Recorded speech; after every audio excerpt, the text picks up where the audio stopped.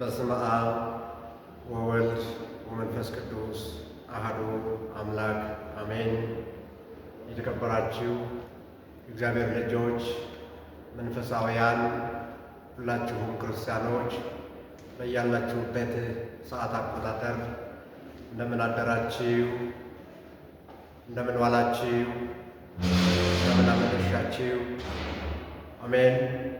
አምላካችን መድኃኒታችን ኢየሱስ ክርስቶስ በምሕረቱ በቸርነቱ በይቅርታው ይቅር ብሎ በምሕረቱ ሰብስቦ ቅዱስ ቃሉን እንድንሰማ በምሕረቱ አደባባይ የጠራን የሰበሰበን አምላካችን መድኃኒታችን ኢየሱስ ክርስቶስ ክብርና ምስጋና አምልኮትና ውዳሴ ለስሙ ይሁንለት።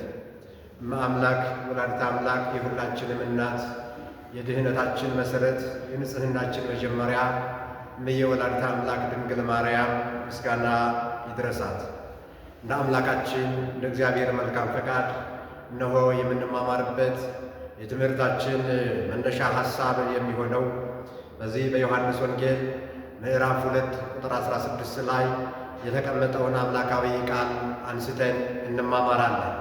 የጉባኤ ባለቤት አምላካችን መድኃኒታችን ኢየሱስ ክርስቶስ በመካከላችን ተገኝቶ ለሁላችንንም እውቀቱን፣ ማስተዋሉን፣ ጥበቡን እንዲገልጥልን አምላካችን መድኃኒታችን ኢየሱስ ክርስቶስ ቅዱስ ፈቃዱ ይሁንለት።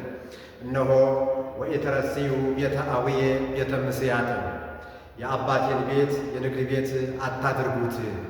ይህንን ቃል አምላካችን መድኃኒታችን ኢየሱስ ክርስቶስ ተናግሮታል። የተናገረው ጌታ ነው። የተነገረው ደግሞ በምኩራብ ውስጥ ለነበሩ ሰዎች ነው። በጊዜው በዛ ውስጥ ለነበሩ እነሆ የአባቴን ቤት የንግድ ቤት አታድርጉት። የዚህ ትምህርት እነሆ ዋና መሠረታዊ ዓላማ ቤተ መቅደሱን ማክበር እንደሚገባ ለማሳየት ነው። የእግዚአብሔር ልጆች እነሆ አምላካችን መድኃኒታችን ኢየሱስ ክርስቶስ ይህንን ቃል በስፋት እነሆ አስተምሮት እንመለከታለን። እንደ ቤተ ክርስቲያናችን ሥርዓትና አስተምህሮ መሠረት በቤተ ክርስቲያናችን ሥርዓት መሠረት ሦስተኛው ሳምንት እነሆ ምኩራብ ይባላል። እንደምታውቁት የእግዚአብሔር ልጆች ጾማችንን ከጀመርን እነሆ ሦስተኛው ሳምንት ላይ እንገኛለን። የመጀመሪያው ዘወረደ ይባላል። ሁለተኛው ደግሞ ቅዱስ ይባላል። አሁን የምንገኘው ሦስተኛው ሳምንት ላይ ነው። ይህ ሳምንት እነሆ በቤተ ክርስቲያናችን አስተምህሮ አጠራር መሠረት እነሆ ምኩራብ ይባላል። ምኩራብ ማለት የስሙን ትርጓሜ ስንመለከት ሰቀላ መሰል አዳራሽ ወይንም ደግሞ የጸሎት ቤት ማለት ነው። ይህንን ምኩራብ የተባለውን አይሁድ ለጸሎት ለስግደት እነሆ ይጠቀሙበት እንደነበረ መጽሐፍ ቅዱስ ይነግረናል። እነሆ አይሁዳውያን ከተማረኩበት ጊዜ ጀምሮ በስደት በነበሩበት ጊዜ ጀምሮ እነሆ 25 አስርም ከዛም በላይ ሆነው እነሆ ለጸሎት አስፈቅደው እነሆ እግዚአብሔርን ያመልኩ ነበር።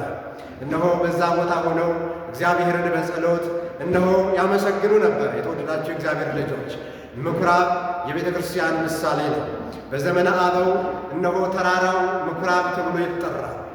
እነሆ የእግዚአብሔር ወዳጅ የሆነው አብርሃም በሞሪያ ተራራ ሂዶ ከእግዚአብሔር ጋር በጸሎት ተገናኝቶ ልጁን ለመሥዋዕት እንዳቀረበ እንመለከታለን። ይህ ምኩራብ ተብሎ ይጠራል። ሌላው በዘመነ ኦሪት ደብተራ ኦሪትም ምኩራብ ተብላለች ማለት ነው። ክርስቶስ ሲመጣም ምኩራብ ነበረ።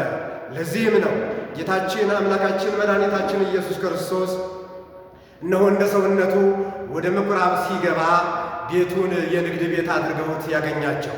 ለዚህ ነው እንዲህ ብሎ የተናገረው፣ ይህ ቤቴ የጸሎት ቤት ይባላል፣ እናንተ ደግሞ የንግድ ቤት አደረጋችሁት።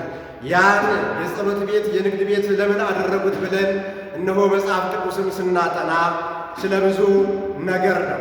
የተወሰኑትን ለማንሳት ያህል ከሌላ ሀገር ለበዓል የሚመጡ ለበረከት የሚመጡ ብዙ ሰዎች ነበሩና እነሆ ይዘው የሚመጡት እንስሳም ይሁን ከብት ከሩቅ ቦታ ይዞ ለመምጣት ለማጓጓዝ ስለማይመች እዛው ቦታ ይገዙ ዘንድ አይሁድ ይህንን አዘጋጅተው ቤተ መቅደሱን ዙሪያውን የንግድ ቤት አደረጉት። ሁለተኛው የሌላ ሀገር ገንዘብ እነሆ ለመሥዋዕት ለስጦታ ስለማይሆን እነሆ የእስራኤል የአይሁድ ገንዘብ ሸክል ያስፈልግ ስለነበረ ይህንን ለመለወጥ ለመገበያየት እነሆ የንግድ ቤት አድርገውት ነበረ።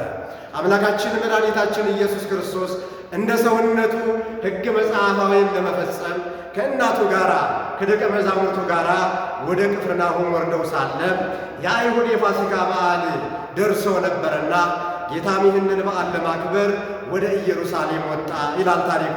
የእግዚአብሔር ልጆች ልብ ብላችሁ ስሙ። ሰዎች ይህንን በዓል ለማክበር የሚሄዱት ከእግዚአብሔር በረከት ለማግኘት ነበር።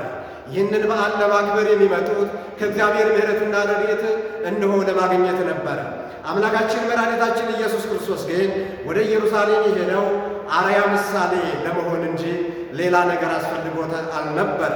ጌታም አምላካችን መድኃኒታችን ኢየሱስ ክርስቶስ ክብር ይግባውና ወደ ምኩራብ ሲገባ በግቢ ውስጥ የተለያዩ ነጋዴዎች ተሰብስበው ተመለከተ።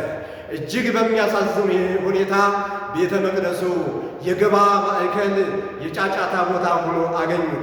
እጅግ በጣም ያሳዝናል። የተወደዳችሁ የእግዚአብሔር ልጆች የዚያን ታላቅ ቤተ መቅደስ ዙሪያ በንግድ የሸቀጣ ሸቀጥ መደርደር ሆኖ እነሆ ተመለከቱ። የሸቀጣ ሸቀጥ መሸጫ ሆኖ የቤተ መቅደሱ ግቢ የደራ የተጧጧፈ የገበያ ማዕከል ሆኖ አገኘው። አምላካችን መድኃኒታችን ኢየሱስ ክርስቶስ እጅግ በጣም አዘነ። የአምልኮት ቦታ መሆኑ ቀርቶ የደራ ገበያ ሆኖ ነበረ የተገኘው። ስለዚህም ነው ጌታችን አምላካችን መድኃኒታችን ኢየሱስ ክርስቶስ እንዲህ አላቸው፣ የአባቴን ቤት የንግድ ቤት አታድርጉት። ዮሐንስ ምዕራፍ 2 ቁጥር 16 ላይ ይህንን ቃል በመናገር እነሆ እንዲህ በማለት የአባቴን ቤት የንግድ ቤት አታድርጉት ብሎ ጅራፍ አዘጋጅቶ ጅራፍ አበጅቶ በዚያ በንግድ ላይ የተሰማሩትን ሁሉ እየገረፈ አስወጣቸው ይላል። ከብቶቻቸውንም ሁሉ ከቤተ መቅደሱ ውጭ አባረረ። የገንዘብ ለዋጮችንም ጠረጴዛ ሁሉ ገለባበጠ ይላል። እነሆ የአባቴን ቤት የንግድ ቤት አድርጋችሁታልና ብሎ እየገረፈ አስወጣቸው ይላል። በዚህ ጊዜ ደቀ መዛሙርቱ እንዲህ የሚል ቃል ተጽፎ እንደነበረ አስታወሱ። እስመ ቅንዓተ ቤትከ በልዓኒ መዝሙር እነሆ 68 ቁጥር 9 ላይ የቤተ ቅናት በልታኛለችና የሚለውን ቃል እነሆ አስታወሱ። የተወደዳችሁ የእግዚአብሔር ልጆች ቤተ መቅደስ የተባለ የኛ የክርስቲያኖች ልቦና ነው። ቤተ መቅደስ የተባለ የኛ የክርስቲያኖች ልብ ነው። ቤተ መቅደስ የተባለ የኛ የክርስቲያኖች ሰውነት ነው። ይህንን ቤተ መቅደስ በተለያየ ምክንያት እነሆ ያቆሸሽን ብዙዎች ነን። አምላካችን መድኃኒታችን ኢየሱስ ክርስቶስ ሁላችንም በቃሉ ይፈውሰን። አምላካችን እግዚአብሔር ኢየሱስ ክርስቶስ ያ ቤተ መቅደስ የሌባ ዋሻ የቀማኞች መሸሻ ሆኖ እንዳገኘ ሁሉ ወደ እኛ ልብ ቢመለከት ምን መስሎ ይታየው ይሆን? ክርስቲያኖች ልብ በሉ እስኪ። ምን መስሎ ይታየው ይሆን? ልባችን ቢፈተሽ የሸቀጥ የኃጢአት ማከማቻ ሆኗል። ልባችን ልዩ ልዩ የኃጢአት ሸቀጥ መከማቻ መጋዘን ሆኖ ሊገኝ ይችላል። አምላካችን መድኃኒታችን ኢየሱስ ክርስቶስ ሁላችንም በምሕረቱ ያስበን። እነሆ የአባቴን ቤት የንግድ ቤት አታድርጉት። እኛም በልባችን መጋዘን ውስጥ የኃጢአት አይነት ብዙ ነው። እጅግ በጣም ብዙ ኃጢአት ተከማችቷል። አይምሯችን ውስጥ ብዙ የኃጢአት ክምችት አለ። እግዚአብሔር በቸርነቱ ይፈውሰን። የክፋት ክምችት አለ። ተንኮል፣ ምቀኝነት አለ። ትዕቢት፣ ክዳት፣ እነሆ ስርቆት፣ ስስት፣ ስካር፣ አመንዝራነት፣ በሐሰት መመስከር የመሳሰሉትን ሁሉ መጥቀስ ይቻላል። ከዚህ ሁሉ መድኃኔዓለም ክርስቶስ በቸርነቱ ይፈውሰን። አይምሯችን በዘረኝነት እነሆ ቆሽሿል። ልባችን በተንኮል ቆሽሿል። ክርስቲያኖች እግዚአብሔር መድኃኒታችን በቸርነቱ ይፈውሰን። የአባቴን ቤት የንግድ ቤት አታድርጉት ብሎ አምላካችን መድኃኒታችን ኢየሱስ ክርስቶስ ለጊዜው ለደቀ መዛሙርቱ ወይንም ደግሞ በምኩራብ ውስጥ ለነበሩት ሰዎች ተናግረዋል። ለፍጻሜው ግን ክርስቲያኖች ለእኔና ለእናንተ ነው። ልባችንን ማጽናት ያስፈልጋል። ዛሬም በየክብረ በዓሉ የሚታይ ብዙ ነገር አለ ወገኖቼ። የኢትዮጵያ ቤተ ክርስቲያን ክብረ በዓሏን ስታከብር ይህንን ምክንያት በማድረግ ቤተ መቅደሱን የሸቀጥ መሸጫ የሚያደርጉ ብዙ ያልገባቸው ወይንም ደግሞ ገብቷቸው የሚሳሳቱ ብዙ ክርስቲያኖች አሉ። ይህ አይደለም። እኛ ክርስቲያኖች ክብረ በዓል የምናከብረው በነፍሳችንን በረከት ለማግኘት ነው። ድህነትን ለማግኘት ነው። ከእግዚአብሔር ጋር ለመገናኘት ነው። ይህንን ምክንያት በማድረግን የተለያየ ነገር ይዘው የሚመጡ ብዙ ሰዎች አሉ። ሥጋዊ ጥቅማቸውን ለማስከበር የሚጧጧፉ አሉ። እንደምታውቁት በቤተ ክርስቲያናችን ውስጥ ሙስናው፣ ዘረኝነቱ እንደምታውቁት ነው። ከዚህ በሽታ መድኃኔዓለም ይሰውረን። ቤተ ክርስቲያናችንን ብዙ ነገር የምናራመድ ቤተ ክርስቲያናችን ውስጥ ተገኝተን ሥጋዊ ፈቃዳችንን የምንፈጽም ብዙዎች ነን። መድኃኔዓለም ክርስቶስ ጅራፍ ይዞ ቢመጣ ምን ይሆን የሚወጠን? መድኃኔዓለም በቸርነቱ ያስበን። ክርስቲያኖች ብዙ መልካም ያልሆኑ ሥራዎች ሲከናወኑ እያየን ነው።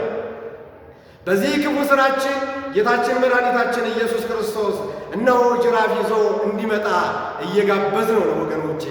ጌታ የማይታዩ ብዙ ጅራፎች አሉ። ቤተ መቅደሱን ካቆሸሽ ነው፣ ቤተ መቅደስ የተባለ ሰውነታችንን ካቆሸሽ ነው፣ ቤተ መቅደስ የተባለ ልባችንን ካቆሸሽ ነው፣ ቤተ መቅደስ የተባለ አይምሯችንን በኃጢአት ካቆሸሽ ነው፣ በወንድሞቻችን ላይ ክፉ ሥራ የምንሠራ ከሆነ በቂምና በጥላቻ ተይዘን እነሆ ተተብትበን የምንኖር ከሆነ እነሆ ቤተ መቅደስ የተባለው ልባችንን በተለያየ ክፉ ሥራ እነሆ ካቆሸሽ ነው አምላካችን ጅራፍ ይዞ ይመጣል። የእግዚአብሔር ጅራፍ ደግሞ የማይታይ ነው። ለምሳሌ እነሆ ቤተ መቅደስ የተባለው ሰውነታችንን ካቆሸሽ ነው በሀገር ላይ ረሃብ ሊመጣ ይችላል። ይህ እግዚአብሔር ጅራፍ ነው ወገኖቼ። በዚህ ምክንያት ብዙዎች ተገርፈዋል። ከእግዚአብሔር ትእዛዝ ውጪ ስለወጡ ተገርፈዋል፣ በረሃብ ተገርፈዋል። መድኃኔዓለም በቸርነቱ ያስበን።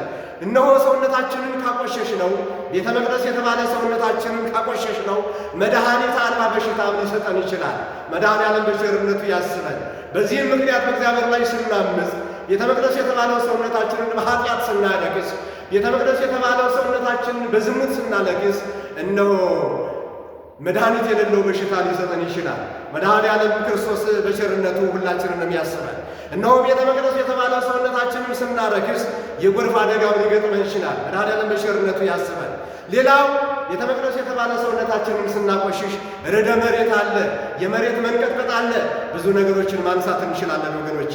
ስለዚህ እነሆ ክርስቶስ ምን አለ? ወደ ምኩራብ ሲገባ ቤተ መቅደሱ የንግድ ቦታ ሆኖ ነበረ። ቤተ መቅደሱ የሸቀጥ ቦታ ሆኖ ነበረ። ቤተ መቅደሱ እነሆ የወንበዴዎች መሸሸጊያ ሆኖ ነበረ። ቤተ መቅደሱ የኃጢአት ቦታ ሆኖ ነበረ። ያ የእግዚአብሔር ስም የሚጠራበት ሕዝብና አሕዛብ አንድ ሆነው ከእግዚአብሔር ጋር የሚገናኙበት ጸሎታቸውን ወደ እግዚአብሔር የሚያቀርቡበት ከእግዚአብሔር ጋር የሚገናኙበት ቤተ መቅደሱ ምኩራቡ እነሆ የኃጢአት ማከማቻ እነሆ የገበያ ማዕከል ሆኖ ነበረ። ክርስቶስ ጅራፍ ይዞ መጣና እየገረፈ አስወጣቸው ወገኖቼ። ቤተ መቅደስ የተባለ ሰውነታችንን እንዳናቆሽሸው መድኃኔዓለም በቸርነቱ ይርዳል። አማናዊቷ ቤተ መቅደስንም እነሆ ለሥጋዊ ፍላጎታችን የምንፈልጋት ብዙዎች ነን። እግዚአብሔር ማስተዋሉን ያደለን ወገኖቼ። እነሆ እውቀቱ ሳይኖረን መጠራቱ ሳይኖረን ጸጋው ሳይኖረን ቤተ መቅደስን ተጠግተን ቤተ ክርስቲያንን የምናስነቅፍ ክርስቶስን የምናሰድብ ክርስቲያኖችን የምንመልስ እንዳይገቡ በር ላይ ሆነን የምንከለክል ብዙዎች አለን ወገኖቼ። እግዚአብሔር በቸርነቱ ወደ ቤቱ ይመልሰን። ሕይወታችንን ለማስተካከል ቃሉን መስማት ያስፈልጋል። አንሰማም ካልን ደግሞ እሺ አንልም ካልን እምቢ ካልን ደግሞ እነሆ ሰይፍ ይበላናል፣ ጅራፉ ይበላናል፣ በጅራፍ እንቀጣለን። ስለዚህ ልብ በሉ ክርስቲያኖች። እነሆ ቤተ መቅደስ የተባለው ሰውነታችንን ከኃጢአት ከበደል ከርኩሰት ጠብቀን በንስሐ ታጥበን ሥጋ ወደሙን ተቀብለን እንድንኖር አምላካችን መድኃኒታችን ክርስቶስ በቸርነቱ ይርዳል። በዚህ ምክንያት ብዙዎቻችን ቆሽሸናል፣ በኃጢአት ወድቀናል። ነገር ግን ክርስቶስ የሚፈልገው በኃጢአት መውደቃችንን ወድቀን መቅረታችንን ብቻ ሳይሆን መነሳታችንን ይፈልጋል ወገኖቼ። እነሆ እንደ ሰውነታችን ኃጢአት ልንሰራ እንችላለን፣ ልንበድል እንችላለን፣ ልናሳዝን እንችላለን፣ እግዚአብሔር ልንበድል እንችላለን፣ አይምሯችንን በኃጢአት ልናቆሸሽ እንችላለን። ክርስቲያኖች ልብ በሉ። ነገር ግን መመለስ ያስፈልጋል። ንስሐ ማለት መጸጸት ነው፣ ወደ ልብ መመለስ ነው፣ ወደ ቀልብ መመለስ ነው፣ ራስን ማየት ነው። ራሳችንን መመልከት አለብን። የምንመለከተው ደግሞ በእግዚአብሔር ቃል ነው። የምንመለከተው ንስሐ በመግባት ነው። ክርስቲያኖች ንስሐ በመግባት ሰውነታችንን አንጽተን እንድንኖር መድኃኔዓለም በቸርነቱ ይርዳል። የአባቴን ቤተ መቅደስ የንግድ ቤት አታድርጉት። የተቀደሰው ሰውነታችንን እግዚአብሔር አምላክ አርክሰን እሱን አስቀይመን እንዳንኖር የተቀደሰው ሰውነታችንን በንስሐ አድሰን እንድንኖር መድኃኔዓለም በቸርነቱ ይርዳል። ቃሉን በአይምሯችን ላይ ያሳደረብን ቃሉን ሰምተን ንስሐ ገብተን ሥጋ ወደሙን ተቀብለን እነሆ ጽድቁን መንግሥቱን ወራሾች እንድንሆን መድኃኔዓለም በቸርነቱ ይርዳል። በሰማነው ቃል እንድንለወጥ ክርስቶስ በቸርነቱ ይርዳል። ያስተማረን የመከረን አምላካችን ክርስቶስ ክብር ምስጋና ይግባው። ወስብሐት ለእግዚአብሔር። ይቆየን። አሜን።